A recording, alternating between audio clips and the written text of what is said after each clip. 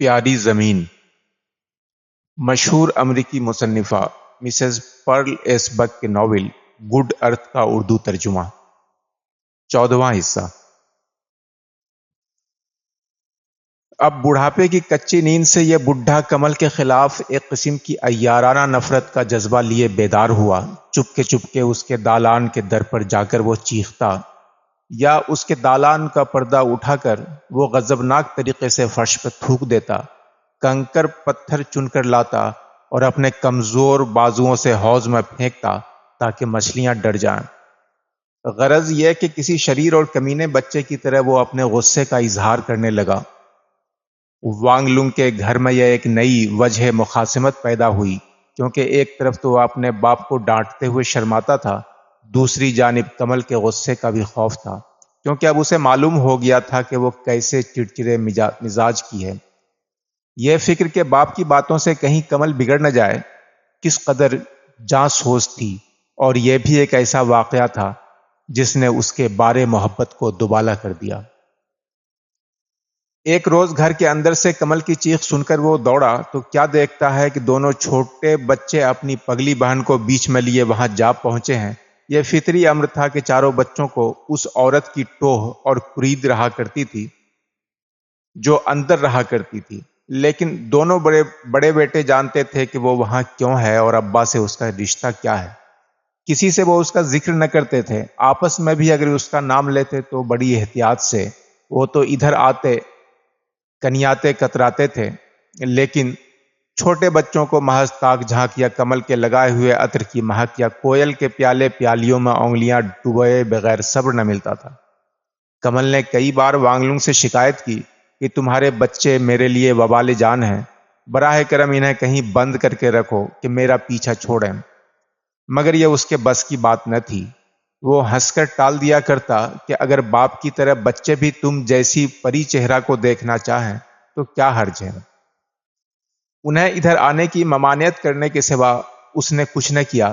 اس کی موجودگی میں تو بچے بے شک ادھر کا رخ نہ کرتے، لیکن اس کے آنکھ سے اوجھل ہوتے ہی وہ اس دالان میں ادھم مچانے لگتے۔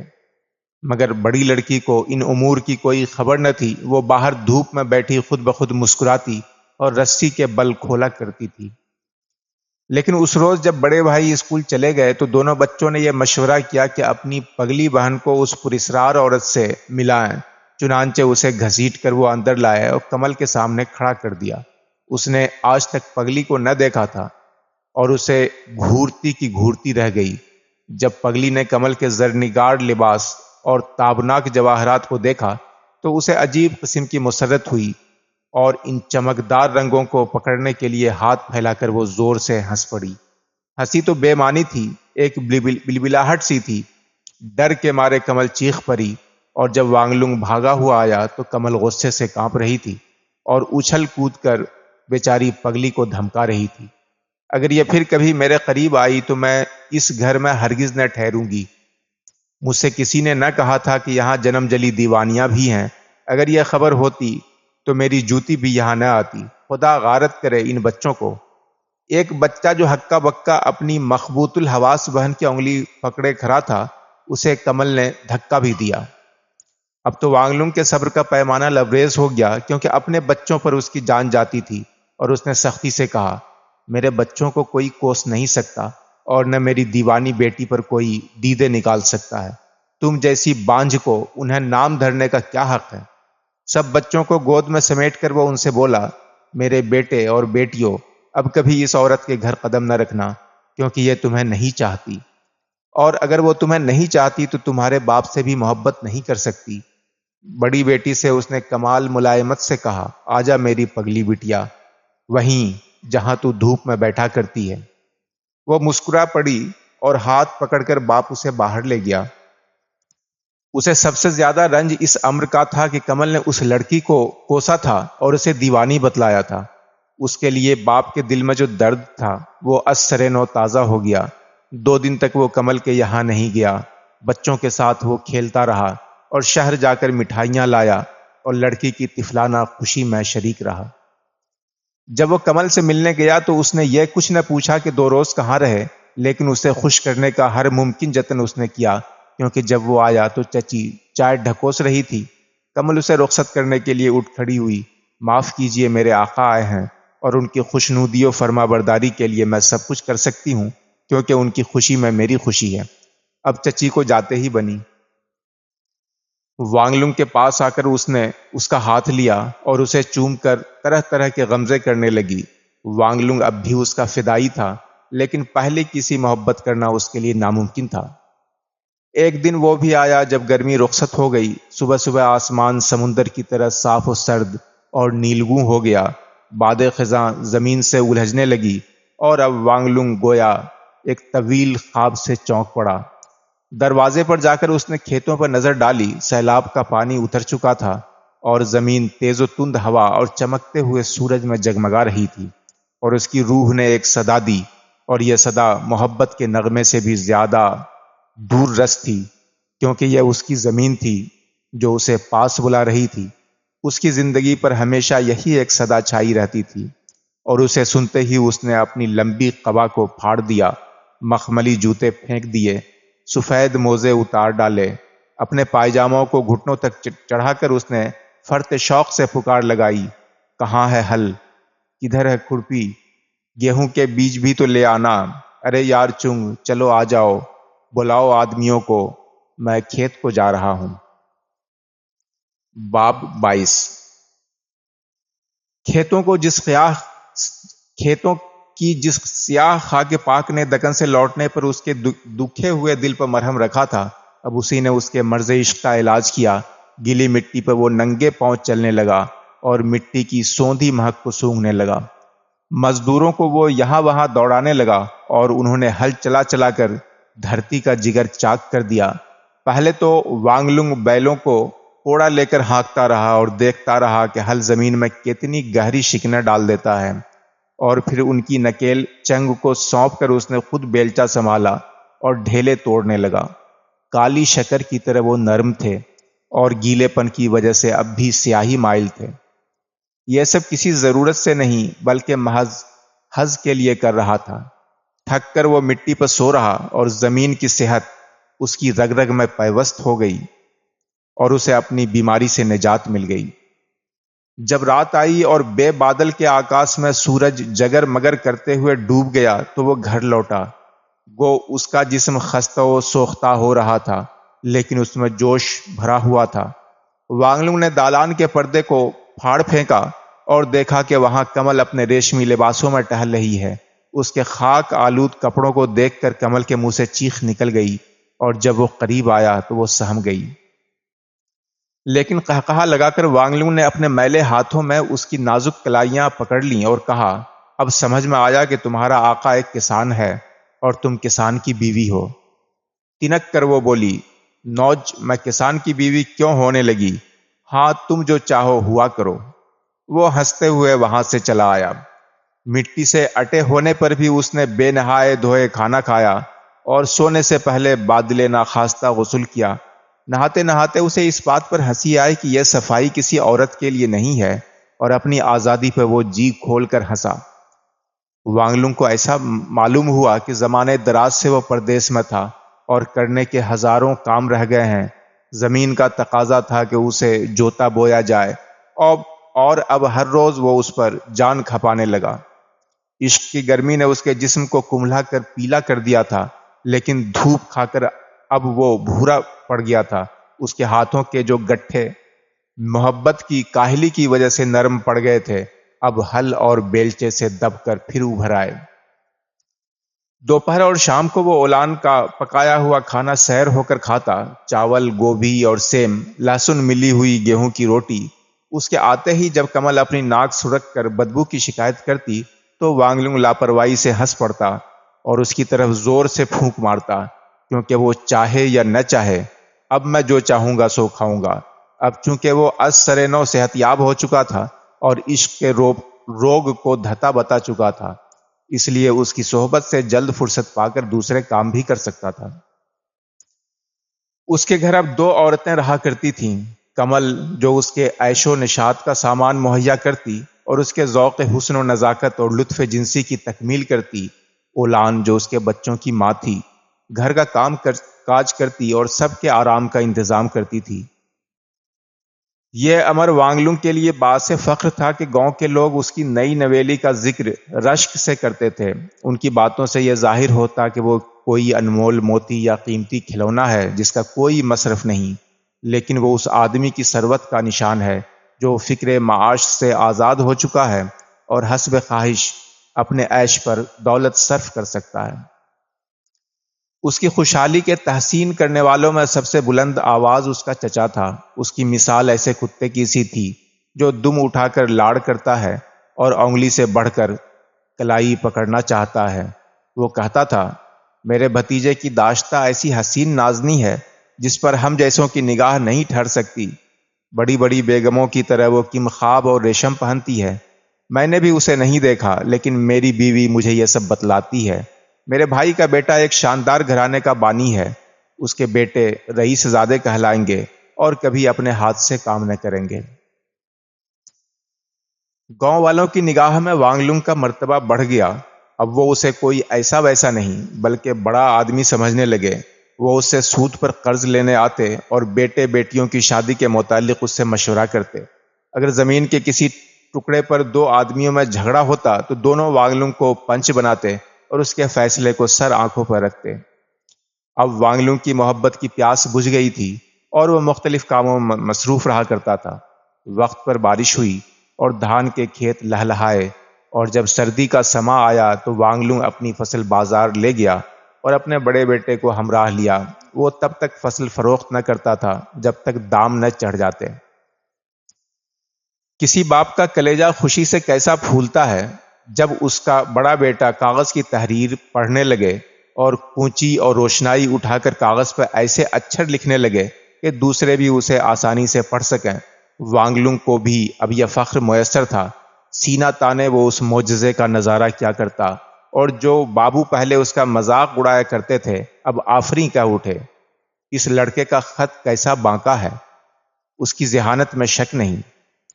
گو وانگلنگ یہ دعویٰ نہ کر سکتا تھا کہ اس کا بیٹا یگانہ روزگار ہے، لیکن پڑھتے پڑھتے جب لڑکے نے سمجھایا کہ اس حرف کا مصدر چوبی نہیں بلکہ آبی ہونا چاہیے تو وانگلنگ پھول کر کپا ہو گیا، اور جب لڑکے کی دانائی پر منشیوں نے تعریف کے پل باندھ دیے تو وانگلنگ نے محض یہ کہا، اسے ٹھیک کر دو، کسی غلط تحریر پر ہمارا نام نہیں لکھا جا سکتا۔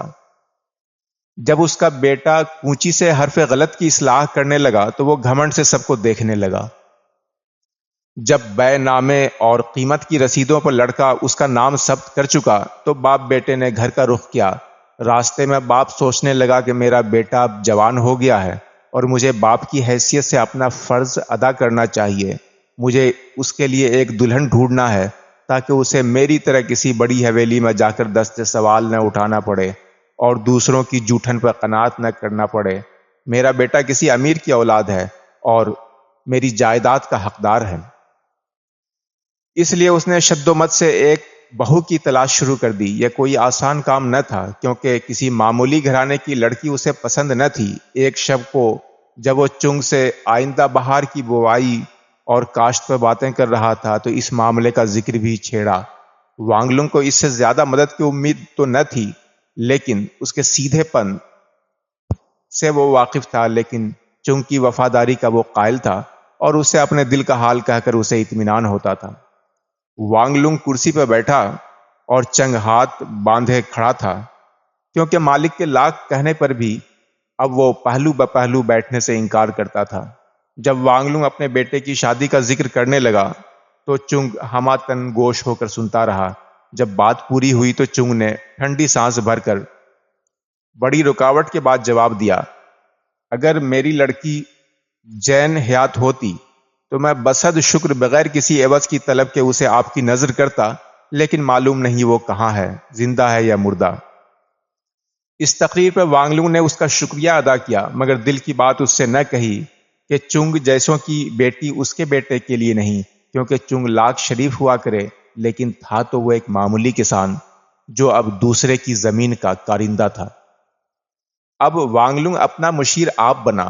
جب چائے خانے میں بیاہ جو کنواریوں یا شہر کی رئیس زادیوں کا بیان ہوتا تو وہ کان لگا کر سنا کرتا۔ اپنی چچی سے اس نے بھول کر اس کا چرچا نہ کیا، اپنا بھید اس سے چھپائے رکھا۔ وہ اسی کام کی تھی کہ ایسی ویسی عورتوں کے لیے کٹناپا کیا کرے، لیکن اپنے بیٹے کے لیے وہ ہرگز اس کا مشورہ طلب نہ کرے گا، کیونکہ اس کے لائق دلہنوں تک چچی کی رسائی ممکن نہ تھی۔ سال کے خاتمے پر سردی بڑھی اور برف گرنے لگی۔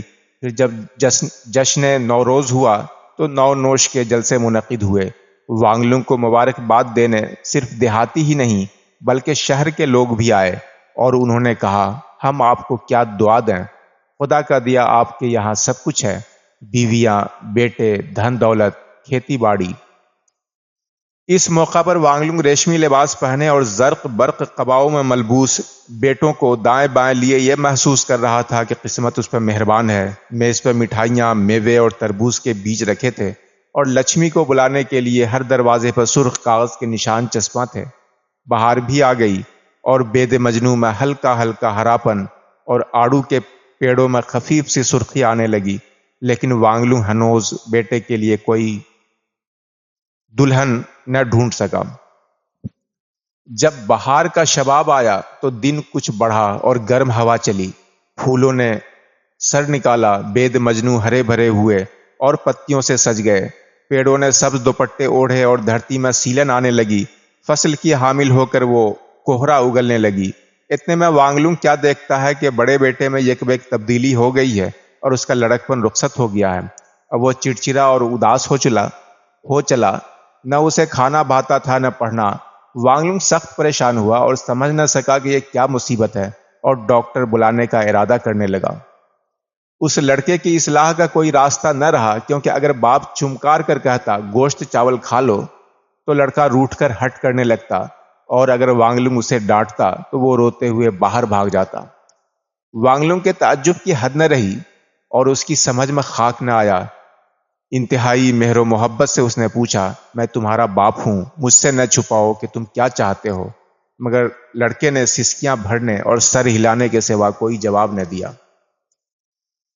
یہی نہیں بلکہ بڈھے مدرس سے اسے نفرت ہو چلی۔ جب تک وانگ لونگ اسے ڈانٹ نہ بتلا دیتا اور کبھی کبھی پٹائی نہ کرتا، وہ اسکول نہ جاتا۔ اگر وہ جاتا بھی تو اس کا منہ تو بڑے کا سا پھولا ہوتا، اور بعض اوقات وہ دن بھر شہر کی سڑکوں پر مٹر گشت کیا کرتا۔ اس کی اطلاع وانگ لونگ کو رات کو جا کر ملتی، جب چھوٹا بیٹا چغلی کھاتا کہ آج بھائی جان اسکول نہیں آئے۔ تب تو وانگ لونگ سخت برہم ہوتا اور بڑے بیٹے کو دھمکاتا کہ کیا میرا روپیہ یوں ناس ہونے کے لیے ہے، اور غصے سے بے قابو ہو کر وہ بیت سے اسے تابڑ توڑ پیٹتا۔ تاوقت کے شور پکار سن کر اولان باورچی خانے سے نکل آتی اور دونوں کے درمیان کھڑی نہ ہو جاتی۔ اب باپ بیٹے میں آنکھ مچولی سی ہونے لگتی، اور اس میں بیچاری اولان کو بھی ایک آدھ ہاتھ آ لگتا۔ حیرت اس بات پر تھی کہ جو لڑکا باپ کی ایک دھمکی پر زار زار رونے لگتا تھا، وہ اتنی مار کھا کر بھی اف نہ کرتا، بس اس کا چہرہ پتھر کی طرح سخت پڑ جاتا۔ یہ معمہ وانگ لونگ کی سمجھ میں نہ آتا تھا، حالانکہ اسے شب و روز اسی کا خیال رہتا تھا۔ ایک مرتبہ دن کو اسکول نہ جانے کی خطا میں اسی طرح بیٹے کی مرمت کر کے رات کے کھانے کے بعد وانگ لونگ سوچ وچار میں غرق تھا کہ اولان کمرے میں آئی۔ اس کے آگے آ کر وہ چپ چاپ کھڑی ہو گئی، اور وہ تاڑ گیا کہ جس معاملے پہ وہ غور کر رہا ہے اسی کے متعلق وہ کچھ کہنا چاہتی ہے۔ اس لیے وہ بولا، بیٹے کی اماں کیا بات ہے؟ اولان نے کہا، تم لڑکے پر ناحق مار دھاڑ کرتے ہو۔ میں نے بڑی حویلی میں جوان صاحبزادوں کو اسی کیفیت میں دیکھا ہے۔ جب ان پہ ایسی اداسی آتی تو بڑے نواب فوراً ان کے لیے لونڈیوں کا انتظام کرتے، اور پھر یہ مصیبت فوراً ٹل جاتی تھی۔ وانگ لونگ بحث کرنے لگا، یہ کوئی ضروری امر نہیں۔ اس عمر میں نہ تو میں کبھی انمنا ہوا، نہ اداس، نہ چڑچڑا، نہ مجھے کوئی لونڈی باندھی ملی۔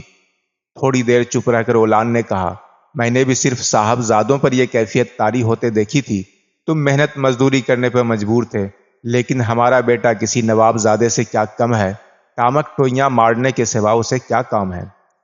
وانگ لونگ بھوچکا رہ گیا، اور جب کچھ سر کھپایا تو اس قول میں سراسر صداقت نظر آئی۔ یہ سچ ہے کہ جب وہ خود جوان ہو رہا تھا تو اسے افسردگی کی مہلت نہ تھی، نور کا تڑکا ہوا نہیں، اور بیل کی دم اور ہل بکھر اس کے ہاتھ آیا نہیں۔ دھان کٹائی کے سمے تو اسے ایسی مشقت کرنی ہوتی کہ انجر پنجر ڈھیلے پڑ جاتے تھے۔ اگر وہ روتا بھی تھا تو اس کے آنسو پوچھنے والا کون تھا؟ جس طرح بیٹا اسکول سے بھاگ جاتا تھا وہ کھیت سے بھاگ نہ سکتا تھا، ورنہ روٹیاں کہاں ملتی۔ محنت کے سوا اس کے لیے کوئی چارہ نہ تھا۔ یہ سب یاد کر کے اس نے سوچا، لیکن مجھ میں اور میرے بیٹے میں فرق ہے، وہ نسبتاً کمزور ہے۔ میرا باپ غریب تھا، لیکن اس کا باپ امیر ہے۔ اسے محنت کی ضرورت نہیں، کیونکہ میرے گھر مزدوروں کی کیا کمی۔ پھر یہ بھی تو ہے کہ ایسے پڑھے لکھے لڑکے کو میں حل میں نہیں جوت سکتا۔ اس تصور سے دل ہی دل میں مسرور ہو کر کہ اس کا بیٹا کسی نواب زادے سے کم نہیں، اس نے اولان سے کہا، اچھا اگر یہ رئیس زادہ ہے تو کیا کیا جائے، لیکن میں اس کے لیے کوئی لونڈی نہ خریدوں گا، میں جھٹ پٹ اس کا بیاہ کیے دیتا ہوں، یہی ایک صورت ہے۔ یہ کہہ کر وہ کمل کے گھر چلا گیا۔ باب 23۔ کمل نے جب دیکھا کہ اس کی موجودگی میں بھی وانگ لونگ بدحواس سا ہوتا اور اس کے عشق میں پہلے کی طرح محو نہیں رہتا، تو منہ پھلا کر بولی، اگر میں جانتی ہوتی کہ سال بھر میں تمہارا دل مجھ سے بھر جائے گا تو میں چائے خانے میں ہی رہتی، یہاں نہ آتی۔ منہ پھیر کر وہ اسے کنکھیوں سے یوں تاکنے لگی کہ وانگ لونگ کو ہنسی آ گئی اور اس کا عطر میں بسا ہوا ہاتھ چوم کر کہا، اپنے کوٹ میں ٹکے ہوئے ہیرے کا خیال ہمیشہ نہیں کیا جاتا، لیکن وہ اگر کھو جائے تو یہ غم بھی سہا نہیں جاتا۔ آج کل میں اپنے بڑے بیٹے کی وجہ سے فکر مند ہوں، کیونکہ اس کا خون جوش شباب سے ابل رہا ہے، اس کی شادی فوراً کرنا ہے، لیکن اب تک مجھے اس کے لائق لڑکی نہیں ملی۔ مجھے یہ پسند نہیں کہ وہ کسی کسان کی بیٹی کو بیاہے۔ یہ اس لیے بھی مناسب نہیں کہ ہم سب ایک ہی کنبے وانگ کے فرد ہیں، لیکن شہر میں کسی سے میری اتنی بے تکلفی نہیں کہ کہہ سکوں یہ ہے میرا بیٹا اور وہ ہے آپ کی بیٹی۔ کسی پیشہ ور نائی سے کہتے ڈر لگتا ہے کہ کہیں وہ کسی ایسی لڑکی سے بات نہ لگا دے جو بدصورت یا کم عقل ہو۔ جب سے بڑے لڑکے پر نئی جوانی آئی تھی، کمل کے دانت اس پر گڑے ہوئے تھے، اس لیے وانگ لونگ کی گفتگو سے اسے دلچسپی ہوئی۔ کچھ سوچ کر اس نے کہا، بڑے چائے خانے میں میرا ایک ملاقاتی تھا جو اکثر اپنی بیٹی کا ذکر مجھ سے کرتا تھا، کیونکہ وہ مجھ جیسی ننھی منھی اور گلبدن تھی۔ ایک کسر یہ تھی کہ وہ کم عمر تھی۔ وہ مجھ سے کہا کرتا تھا کہ تم سے محبت کرتے مجھے ایسا معلوم ہوتا ہے کہ میں اپنی بیٹی کے پاس ہوں، تم اس سے اتنی ملتی جلتی ہو کہ مجھے اپنے تعلق کے جواز پر شبہ ہونے لگتا ہے۔ صرف اسی سبب سے اپنی الفت کے باوجود وہ لم تڑنگ سرخ عورت کے ساتھ شباش ہوتا، جسے لوگ انار دانہ کہا کرتے تھے۔ وانگ لونگ نے پوچھا، وہ کس قسم کا آدمی تھا؟ وہ نیک دل تھا، ہمیشہ نقد دام دیتا، کبھی جھوٹے وعدے نہ کرتا تھا۔ اپنی دریا دلی کی وجہ سے وہ ہم سب میں ہر دل عزیز تھا۔ اگر کبھی کسی لڑکی کی طبیعت خراب ہوتی تو دوسروں کی طرح وہ واویلا نہ مچایا کرتا، بلکہ کسی شریف شہزادے کی طرح نرمی سے کہتا، کوئی حرج نہیں، جانے من یہ روپے لو، خدا حافظ، جلد تمہارا جوبن بہار پر آئے۔ وہ ہم سب سے اچھا برتاؤ کیا کرتا تھا۔ یہ کہہ کر وہ گزشتہ زمانے کی یاد میں مستغرق ہوئی ہی تھی کہ وانگ لونگ نے فوراً یہ جملہ تراشا، کیونکہ اسے پسند نہ تھا کہ کمل اپنی پرانی زندگی کو یاد کرے۔ آخر یہ سب دولت اسے کہاں سے حاصل ہوئی تھی؟ مجھے ٹھیک نہیں معلوم، غالباً وہ کسی اناج منڈی کا چودھری تھا۔ میں کوئل سے پوچھتی ہوں، کیونکہ اسے سب مالدار مردوں کا حال معلوم ہے۔ اس نے تالی بجائی اور کوئل باورچی خانے سے بھاگی ہوئی آئی۔ اس کے ابھرے ہوئے گال اور ناک آگ کی وجہ سے تمتما گئے تھے۔ کمل نے سوال کیا، کیوں بھائی، وہ اونچا پورا بھلا مانوس کون تھا جو پہلے میرے پاس آ کر پھر انار دانہ کے پاس چلا جاتا تھا، کیونکہ مجھ پر جان دینے کے باوجود صرف اس وجہ سے کہ میں اس کی بیٹی سے مشابہ تھی وہ میرا مہمان نہ بنتا تھا؟ کوئل نے طراق سے جواب دیا، وہ تو لیو نامی اناج کا سوداگر ہے بھائی، فرشتہ ہے فرشتہ، مجھے دیکھتے ہی روپیہ نظر کرتا تھا۔ وانگ لونگ نے لاپرواہی سے پوچھا، اس کی منڈی کہاں ہے؟ اصل میں اسے عورتوں کی گپ بازی پر کوئی بھروسہ نہ تھا اور اس کا کوئی نتیجہ حاصل ہونے کی امید نہ تھی۔ پتھر والے پل کی سڑک پر، کوئل نے بتلایا۔ اس کے منہ سے یہ نام نکلتے ہی وانگ لونگ خوشی سے اچھل پڑا، اسی منڈی میں سودا لے جاتا ہوں، یہ نیک شگون ہے اور عجب نہیں کہ وہاں رشتہ بیٹھ جائے۔ پہلی بار اسے اس معاملے سے دلچسپی ہوئی کیونکہ اس کے نزدیک یہ خوش نصیبی کی دلیل تھی کہ اس کا بیٹا کسی ایسے تاجر کی بیٹی کو بیاہ سکے جو اس کا اناج خریدا کرتا تھا۔ جب کوئی ایسا معاملہ آن پھنستا تو کوئل کے لیے بلی کے بھانگو چھیکا ٹوٹنے کی مثال صادق آتی تھی۔ اس نے چٹ انگلیاں چٹکا کر کہا، میں تو اپنے آقا کی ہر خدمت کے لیے تیار ہوں۔ وانگ لونگ کو اس کے کہے پہ اعتبار نہ ہوا، اور اس بے اعتباری سے اس کی چالاک صورت کو دیکھا، مگر کمل نے بات بنا کر جتایا، وہ سچ کہتی ہے، اسے لیو سوداگر کے یہاں جانے دو، کیونکہ وہ اسے خوب جانتی ہے، پھر وہ ایک ہی چلتی رقم ہے اور بات پکی کرا دے گی۔ اگر وہ اپنا فرض حسن و خوبی سے ادا کرے تو نائی کا محنتانہ اسے دے دینا، چٹکی بجاتے میں یہ کام کر دوں گی۔ کوئل نے گلا پھاڑ کر دہرایا اور مٹھی میں محنتانہ کے روپوں کا تصور کر کے وہ خوب ہنسی۔